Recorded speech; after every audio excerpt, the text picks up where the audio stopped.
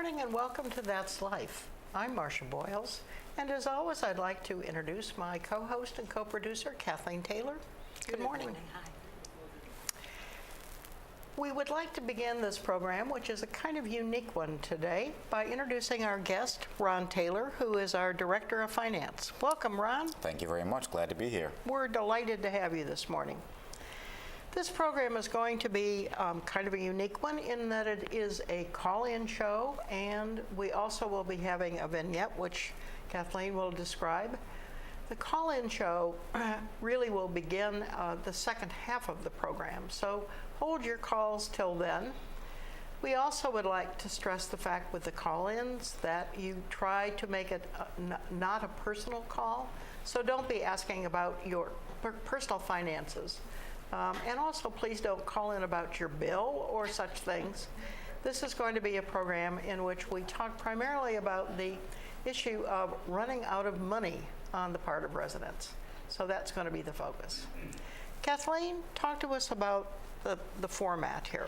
Yeah, well, first we're going to show our vignette, who is a character that we have had on the show before, Cecilia, and she's had lots of different life changes throughout the time that she's been with us. Today she's coming in to see me as her social worker to talk about the fact that she's concerned about her finances. And so she wants to talk it out with me and get me to help her sort it out a little bit. The show, like we've always tried to do with our shows, we've tried to make them be on topics that are of interest to our residents. And this one actually, I think the idea came from one of our actors, because I think there is a concern out in the community about running out of money and what that looks like and what happens and how does that impact my life and all of those questions. So this vignette is kind of a starting point for that conversation, and that's when the call-in is going to happen after we have the vignette. Hopefully people will have questions that we'll be able to get answers for. Very good. Well, let's stop then and roll this vignette. Hey, Cecilia, I feel like I haven't seen you in a while. Well, it has been a long time since I've been in, but I miss talking to you. I know. I'm good to have you back in. Well, you remember I've been coming for such a long time to see you. Right. Starting with my heart surgery and all the problems I had and with my daughters and so forth. But yeah. Now I've come with kind of a different question, really. Okay.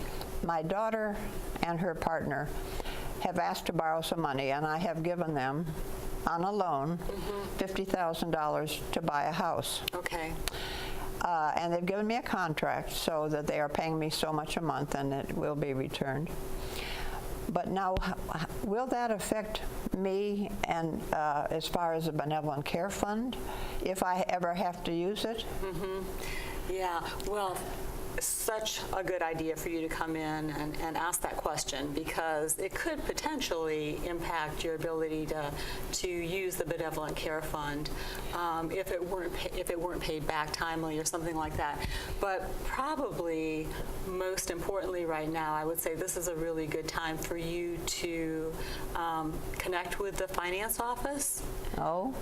Because the director, Ron Taylor, is really offering, I think it's a great idea for residents who have concerns about their finances, for him to go over sort of what their status is, do a forecast, and really just give you an idea of, what is, projecting out what your needs might be, what the costs might be, and then looking at what assets you still have, potentially be able to say how long before you would potentially need to go into your down payment. So that would be what I would suggest for you. Of course, if I stayed in my apartment, my expenses would be much less than if I have to go, I think, over to Garden Ridge. So that's an unknown. That's an unknown. But what is this term I've heard of, spend down? What does that mean? Well, the spend down is when you reach a point where your monthly income is not able to cover your monthly expenses anymore. So if you have, whatever you have in terms of monthly income coming in plus any additional assets that you have, if those are kind of gone, and how much money you've got coming in on a monthly basis is no longer able to cover the needs that you have. And it is exactly what you say. It's when you get to a point where maybe you're in independent living, but you need some home support or private duty, or if you are considering maybe moving to Garden Ridge, if you would benefit from assisted living, that's when you know that your expenses are really gonna go up significantly. So when my assets are completely diminished. But again, everybody's situation is a little bit different. So that would be where I would say that's why it's just such a great idea to go talk with Ron and sort of get an idea and really just give him all the information and let him help you sort that out. Well, when that time comes, would they make me take a smaller apartment, for instance, so that my expenses would be less? Or can I stay in the apartment I'm in now? Yeah, you can stay I guess I haven't been exactly honest with you, or basically, with this $50,000 gone, I'm pretty much out of funds. Oh, okay. So you're not able to pay your monthly expenses right now? No, and I don't know how long it's going to be till they can pay this $50,000. That could be, that could be a gift as far as they're concerned. Yeah. I mean, as for their returning it. I know they have good intentions, but I don't know that it's going to happen. Okay. So I'm almost at that point that I need to talk to you or Ron or somebody about what's going to happen. Yeah. Well, truly, you are at that point. If your resources aren't sufficient for your monthly bills, then you really are going to already have to dip into your deposit, which is sort of from the standpoint of going into a spend down. That would be where you're at. And I honestly am worried if you're not able to get the daughters to pay back that amount, that it could very well jeopardize your ability to access the benevolent care. So first things first is we'll just get you over to Ron and let him talk that through with you. Well, are there any other ramifications of this, or? I don't want to strike terror in your heart or anything, but I mean, it is serious. I have to say it's very serious, and you've kind of done something that we don't know, whether it can be fixed at some level, if it's dependent on your daughter being able to come up with the $50,000. But if you were to go to Garden Ridge and be in long-term care, that gift, if that ends up being a gift of $50,000, would also impact your ability to get Medicaid. Oh, really? Yeah, that's also something that I think their look back is 10 years. Oh, There's really? a long look back for being able to have given away a significant amount of your assets. So anyhow, a little bit of a pickle, right? Yes, that is. Yeah. I didn't realize it was so, imminent and such a dire thing that I've done. I know. And I feel like a lot of our residents, they want to do, if their kids need help, they want to be able to help them. But in the long run, I feel like we've talked about this before a little bit. You have to sort of look after yourself first. So. But since this is a done deal, there might be a way to rectify it. But I think the first thing you need to do is just talk to Ron and then see how it goes. Get that information too. Okay, well, I don't know that they can pay it back, but I could certainly present this issue to them, and maybe they can get a loan someplace else. Yeah. So then I would be okay if I get that money back. It's as though it didn't happen. That's right. Yeah. Okay. Yeah. So anyhow, I don't want you to worry unnecessarily, which is why I really want to get you to Ron, because he'll be able to just sort of get it down to the actual numbers and be able to again forecast what you're looking at. Well, when you're on spend down, or on the benevolent care even, how does that work as far as how much money I would be allowed to keep on a monthly basis to live? Well, I mean, the money is going to be coming out of your deposit. Yes. So you'll be using, as long as you use it for your needs, whether they That's be all right. medical needs or personal needs, Yeah. that's okay. But certainly, you're not going to want, going to want to conserve your resources at that point and not give gifts and things like that. Oh, yeah. No more gifts. No. You're on a budget now. Yeah. Yeah. Well, it's a hard lesson to learn, isn't it? It is, yeah, it really Yeah. is. So I hope it ends up not being, having a bad outcome for you. But first things first, again, Okay, so then first thing I need to do is see Ron right? and figure out, and then talk to my daughters, and then we'll see. Yeah, see if there's some workaround that you can do to get that money back in your account would probably be great. But we'll have to see about that.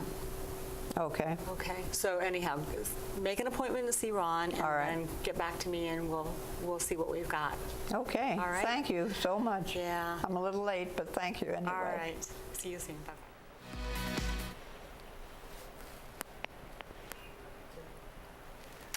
Well, that was certainly very interesting. Ron, let's turn to you with that. Do you have any particular reactions to the vignette, which you had not seen before? Certainly Kathleen's advice was very much to come talk to you.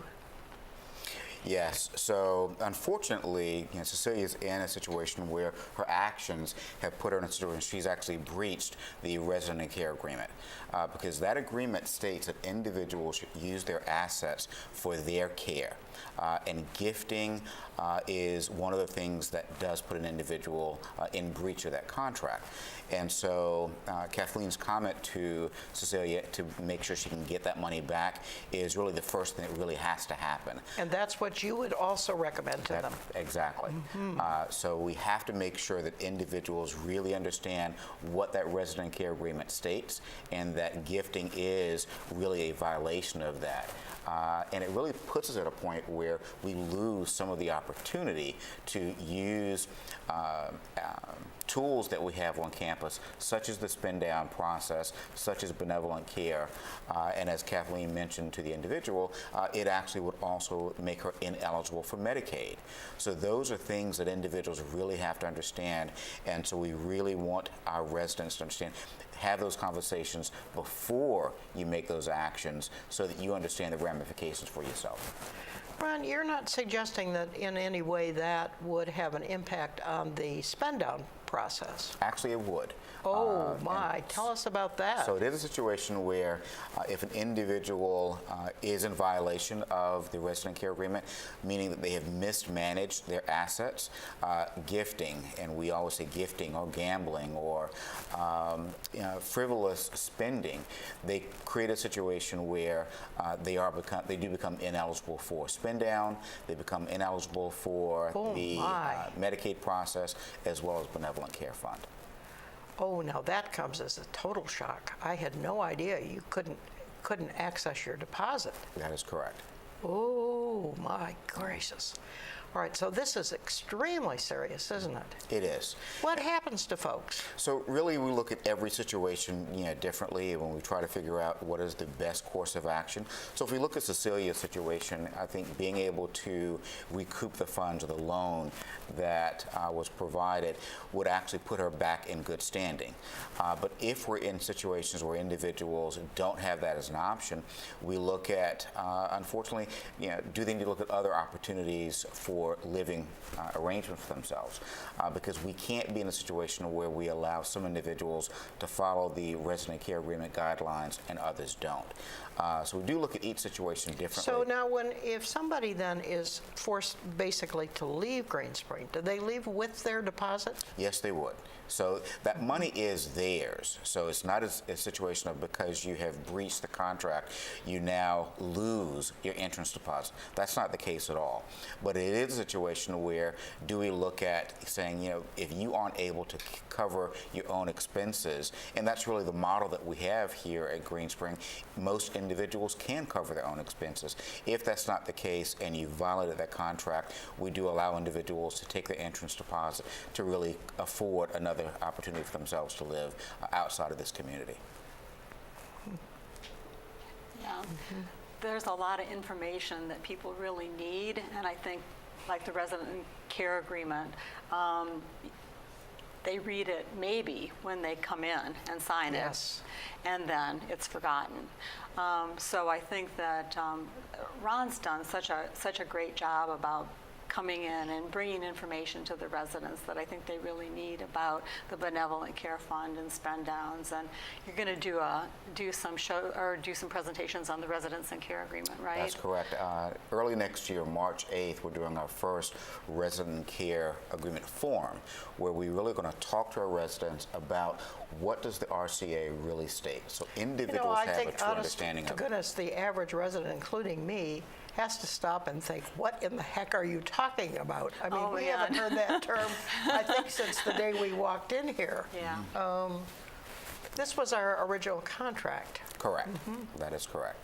And there are stipulations that talk about the relationship between Green Spring and the resident and what each of us as parties of this contract, what we're responsible for.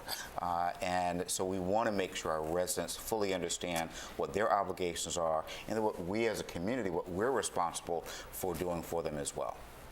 All right, I think, Ron, that would that would be excellent to have the kind of transparency we need about that particular issue.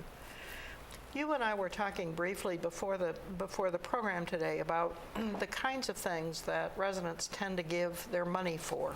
And do you want to just repeat what you had said to me? Surely. We find that residents often want to help their family members, whether it's helping their children, their grandchildren with college tuition or wedding plans, or that once-in-a-lifetime trip for a cousin or someone. And those are the types of things, those are giftings, and that's what we call them.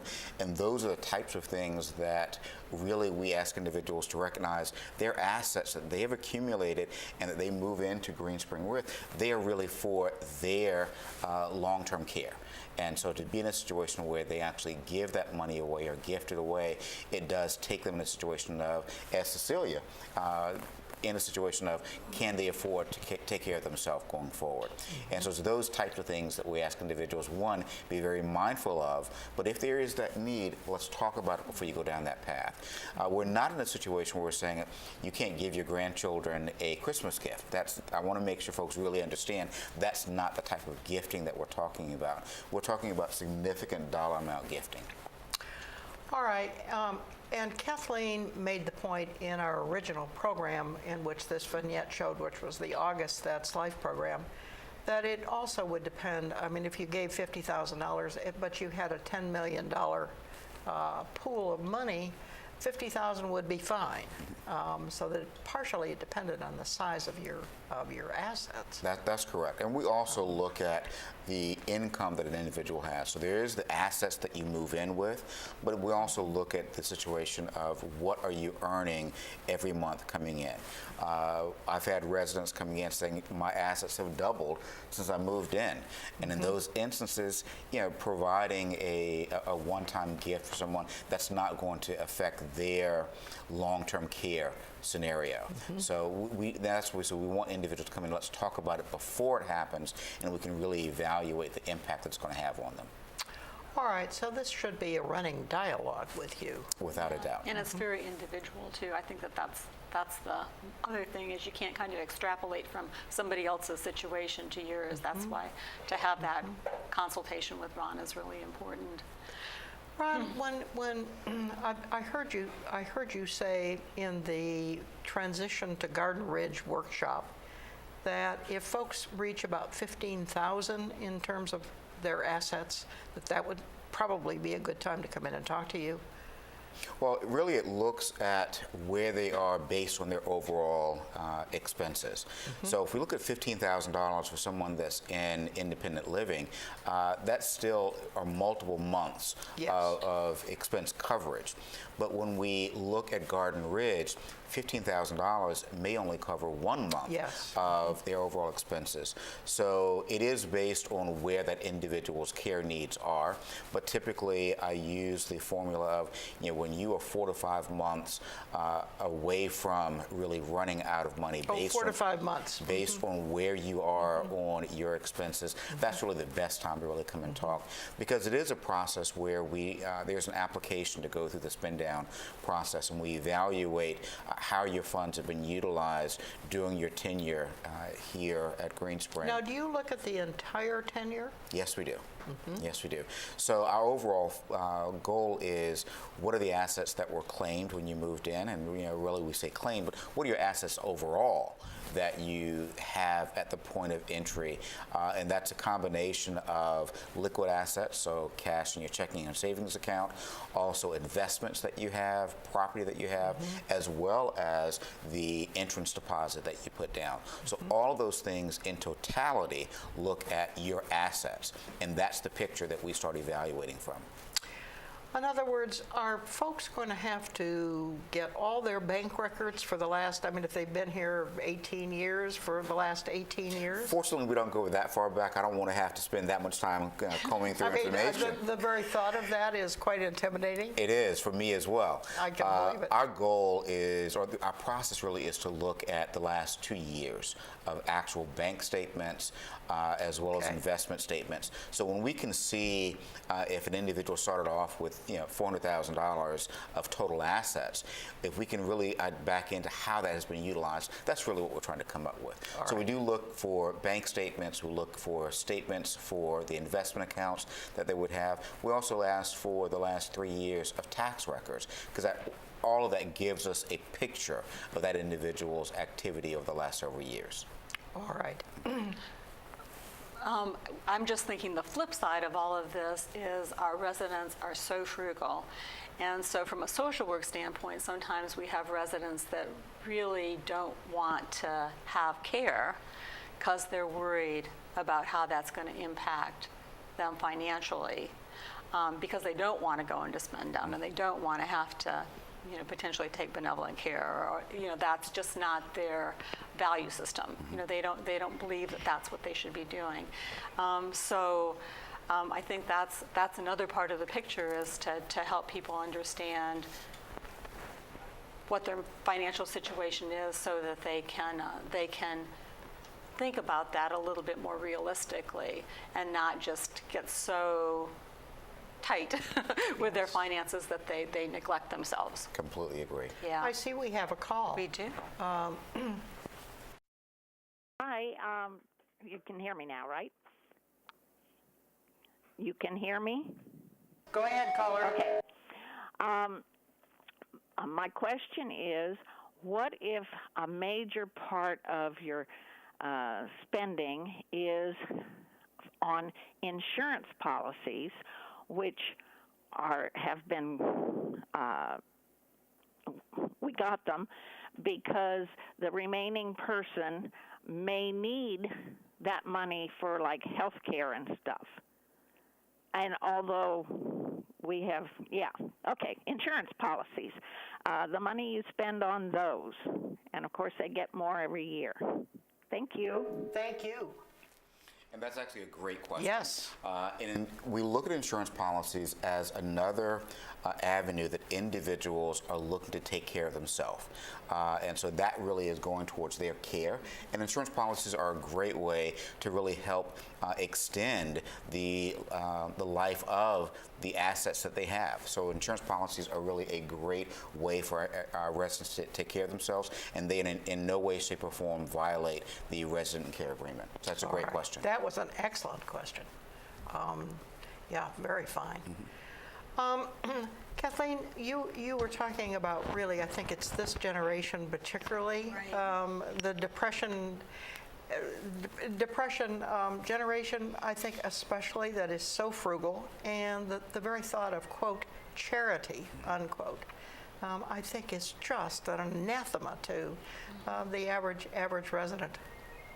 Yeah, and one of the things, and I think Kathleen is very correct, that some of our residents do not want to fall into that category. And we're realizing that many of our residents are actually outliving the assets that they have. And because of that, we don't want them to, in any way, shape, or form, to feel like this is something that they should not feel entitled to, because it is really part of the Erickson and the Greenspring way that we do business. And so we want them to realize it is part of the benefits that they have of being here. All right, and so that's we, a nice we don't way of want putting them it. to not go down that path based on the situation that they're in. I see we have another call. Caller? Okay. I have a question. I'm thinking of transferring some money from my liquid assets into an annuity. Would that be a problem? And again, a great question. In that scenario, your assets are still remaining as your assets. And so it's not a situation of a violation of the resident care agreement. You are creating a situation where you're using your funds, trying to actually elongate your funds or make them more valuable to you. So no violation in that practice of really changing the way that those assets are being managed, i.e. from a liquid asset to an annuity or things of that nature. So no problem with that at all. All right, that was also an excellent question. Kathleen, what kinds of things are you seeing with residents in terms of the finances? Is it primarily the Gardner-Ridge situation, expenses that become mostly an issue? Yeah, I mean, I think that's where people really a lot of times are putting out a lot of money. And AIDS, of course. Yeah, either the AIDS. What we normally are trying to do is when people start to use a significant amount of help, we want to get them to Ron as soon as possible to do that financial forecast, because that typically means that their healthcare needs are starting to increase, and that's usually something that just ends up getting more and more. So we really want to get ahead of that in terms of the expenses and help people just be able to think about it and think about where their money is going and where the best place for their money to go is. So definitely. I see we have another call. Go ahead, caller. What about donations to benevolent care and the staff appreciation and so forth? Again, another great question. And one of the things that we also ask our residents to do is be mindful of how they are going through philanthropy type situations. So it is not a situation where that is going to automatically disqualify someone for any of our support services, but we do ask them to be mindful of how they provide that type of giving. All right, that would certainly make sense. Ron, one of the things that I wondered about, if you go on spend down, how much monitoring of you? I mean, do you feel like you're on a budget? How does that process work? What does it look like? And I don't want individuals to feel like now they have to become penny pinchers. Well, yes, I mean, is it sort of like your parents watching your allowance? Exactly, kind of thing? and that's not the scenario that we want to create for our residents. We do ask them to identify what is their normal spending pattern. So, if they typically and you go know to this that fund, because you've already seen the 2 years of that's correct. Statements. So when we look at what their normal spending patterns are, we want them to be able to maintain that sense of lifestyle. And so we try to create a scenario where they have the money that they need for those normal monthly activities, whether we're speaking of normal doctor's visits, where we're speaking of going to the hair salon, or donations, their monthly donations to their church for tithe or offerings. Those types of things we want them to be able to continue. And so we'll ensure that they have the assets that set aside, and then anything that's remaining, that's really will go towards their monthly invoice, and then spend down or their entrance deposit will really cover the balance. All right, do you do it on a monthly basis? Do you have conferences every 2 or 3 months? How does that That's actually a great question. work? So we really go through the process where we plan out an entire year. And so we will do that initially. You set up a budget basically for a year. That's correct. And we will go back and we will look at that really on an annual basis. Has anything changed? And more specifically, I look at within that year, has anything from that individual's health perspective has changed? Have they gone from independent living to needing aid support or needing to move to Garden Ridge, where those things actually change significantly their overall expenses? But we typically look at that on an annual basis. All right. All right. So you're not overseeing every expenditure kind of Not thing. at all. Not at all. We're done. We're over time. I think we could have kept going. Yes. Yeah. Great topic, and we hope individuals do take advantage of reaching out to Absolutely. the finance team. Yeah, Yeah, absolutely. Ron, this has really been extremely helpful. I think there's a lot of anxiety around this topic on the part of residents, and I think a lot of our anxieties you really allayed today in your responses. So this has been enormously helpful. Yeah, absolutely. Thank you. Without a doubt.